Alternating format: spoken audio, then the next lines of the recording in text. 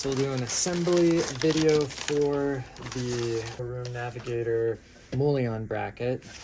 So we've got the back plate, the two mounting plates, and then the front plate, which is what the Cisco Navigator will mount to.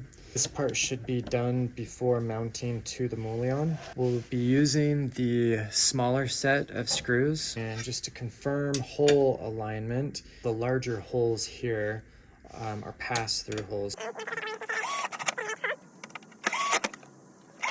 Okay.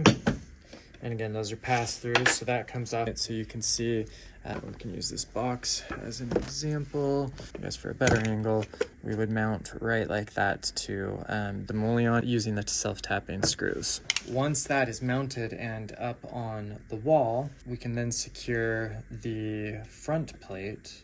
Before we put our mount plate on, at this point, we would want to route our Cat6 cable through this channel. So through the mullion, we'd pull our cable through the mount. We would feed that through the front plate, make sure it's in the channel. And so with the cable exposed, we will secure the front plate.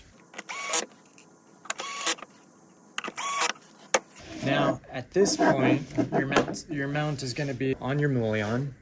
And the Navigator is going to have its own bracket. This bracket is for the Astro device, similar to the Navigator, and that bracket will be mounted onto the Navigator bracket through the 4 additional holes that are left. That hardware will come with the Room Navigator, and once that bracket is securely mounted on there, the Navigator will come, and just like our Astro device, the Navigator bracket has a set screw. The bracket will secure on, and at that point, your device will be securely mounted.